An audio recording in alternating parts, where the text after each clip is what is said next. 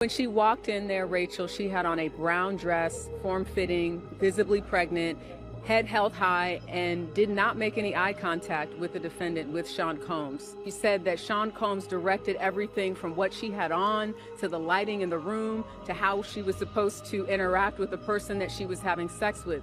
And again, just to reiterate what is a freak-off, the freak-off essentially was something that Cassie said she learned about through Sean Combs about a year into their relationship. He described it as voyeurism, wanting to watch her have sex with someone else. And she said that she did it because she was 22, 21, she was young, she didn't know any better, and that she wanted to please Sean Combs. Among other things, the singer's expected to address the 2016 video of Combs attacking her in a hotel when she was his girlfriend. Combs has pleaded not guilty. His attorneys argue the video is evidence of jealousy, not sex trafficking.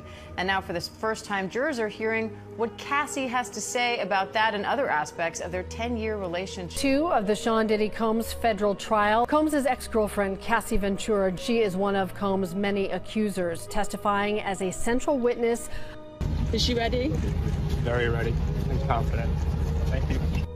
Among other things, the singer is expected to address the 2016 video of Combs attacking her in a hotel when she was his girlfriend. On May 14, 2025, the courtroom in Manhattan was gripped by emotional testimony as Cassie Ventura took the stand for the second day in the federal trial against Sean Diddy Combs. Combs faces serious charges, including sex trafficking, racketeering, and transporting individuals for prostitution. Cassie's detailed accounts of alleged abuse and exploitation during their decade-long relationship have become central to the prosecution's case. Diane, prosecutors have wasted no time getting right into the alleged abuse that Cassie Ventura says she endured for years. Ventura telling jurors, quote, "He would bash my head, knock me over, drag me, kick me, stomp me in the head when I was down." She also got into the nature of those so-called freak-offs, saying that they involved hiring an escort and they performed under the direction of Combs, saying that they happened so frequently it eventually became a job for her to set them up. Ventura said she did not feel she had much of a choice but to participate, that she feared that Combs would retaliate or potentially blackmail her if she did not.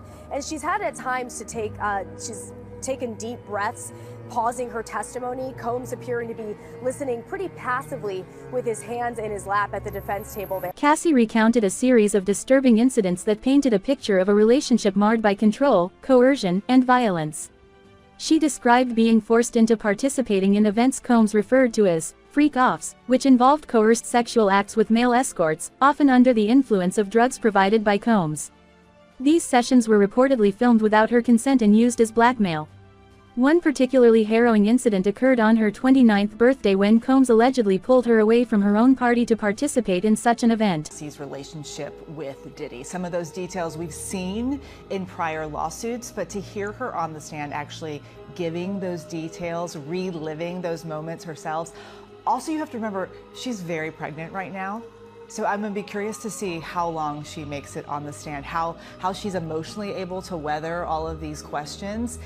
And what's going to be interesting to watch is, you know, the defense from the very start in their opening statement said that she chose to be there. So I'm going to be curious to see how she responds to questions about, was this her choice or did she feel like she had to do all of these things? I think what made Cassie emotional is having to describe the details of the freak-off and why she did it. When she talked about wanting to do it to please Sean Combs, that's when she broke down. Up until that point, she had just been answering the questions. She's a little soft-spoken at times, but that's when she got emotional. When she had to answer the question about if she enjoyed it, that's when she broke down, because she said, "I enjoyed being with Sean Combs." And she says, "I did it because it made him happy." What did the expressions of the jurors look like? The jurors are laser focused on what Cassie has to say. And that's to be expected, right? Because she is the person who will likely be on the stand, according to attorneys, for 2, maybe 3 days. She's the one that was in the relationship with Sean Combs for over 10 years. So she's got a lot to say, and she's just getting started. Just how important is Cassie's testimony to the prosecution? I think it really connects the dots, Rachel. When you look at that initial indictment and what's being alleged, she really is the person that has probably the most information about this idea that the prosecution says, which is creating a criminal enterprise for Sean Combs' sexual desires. Something else that the jurors saw today that sort of connects it back to this alleged criminal enterprise are 7 photos of people that were very close to Sean Combs, one even his former chief of staff. And these were all people that Cassie Ventura was able to name and explain the functions in terms of what they did: security, driver, chief of staff, someone that handled financials. So it's showing that she knew some of these people, again, because she was with him, around him for so long. The prolonged abuse took a significant toll on Cassie's health. She testified about suffering from frequent urinary tract infections, gastrointestinal issues due to drug use, and painful sores. Cassie also spoke about the emotional impact, including suicidal thoughts and a sense of helplessness.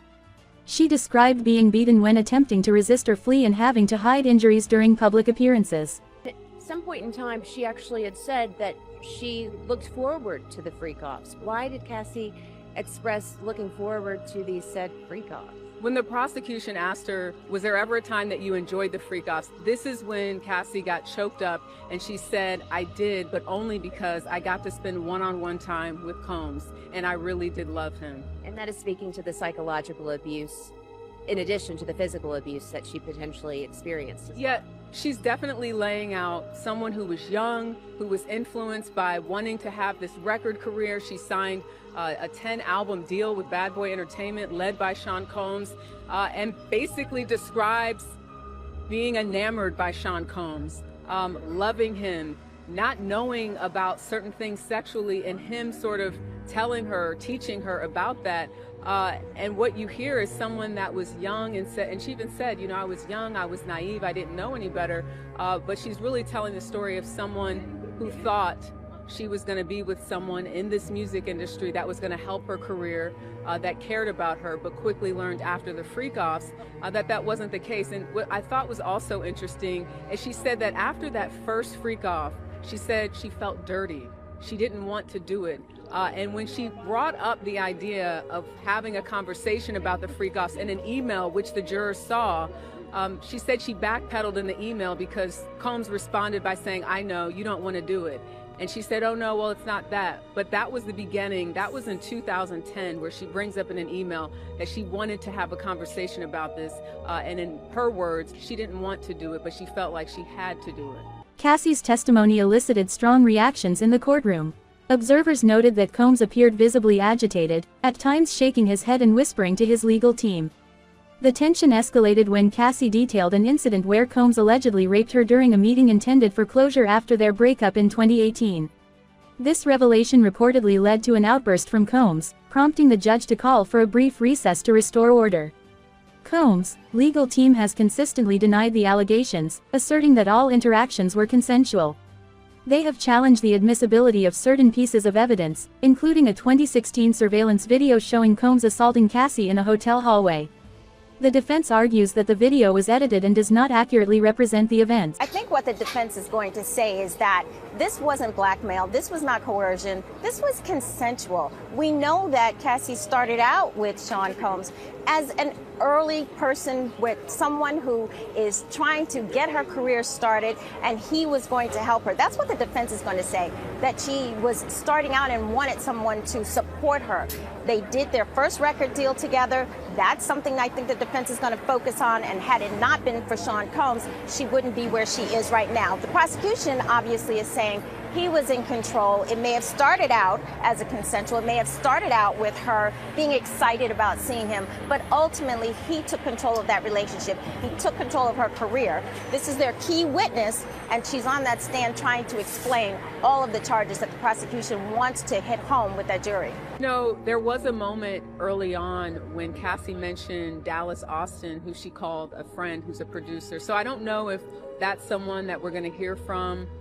We know that there were pictures shown to prospective jurors that are well-known celebrities, you know, Kanye West, Kid Cudi, Lauren London. We don't know, though, how they fit yet into why they were even asked, do you know these people? Are you familiar with them? So the prosecution is questioning Cassie right now, still questioning her. The defense hasn't even got a chance to, I mean, that might change based on the timing, but, you know, because she's such a key witness, it's likely that she will be on that stand the rest of the day. We learned that Cassie referred to him as Pop Pop, and Sean Combs would refer to her as CC. The prosecution says, what does CC stand for?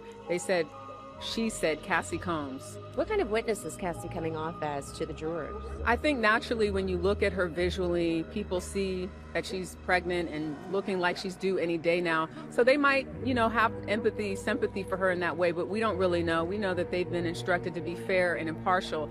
As to what type of witness she's coming off as, she's describing someone that she was, someone she said that was trying to figure out who she was at that time and who she was allowed to be. Now you're looking at somebody that's almost 40 years old, totally different person, but even in describing what was going on at her at that time, taking drugs, trying to please Sean Combs, she's really just sort of laying out the case for her not having a lot of control.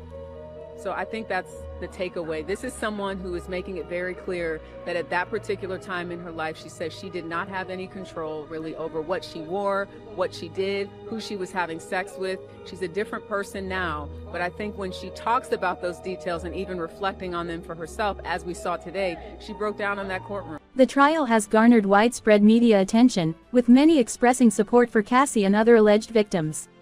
The case has sparked discussions about abuse of power in the entertainment industry and the challenges victims face in coming forward. Cassie's courage in testifying has been hailed as a pivotal moment in the ongoing conversation about accountability and justice. As the trial progresses, Cassie's testimony stands as a powerful account of alleged abuse and exploitation.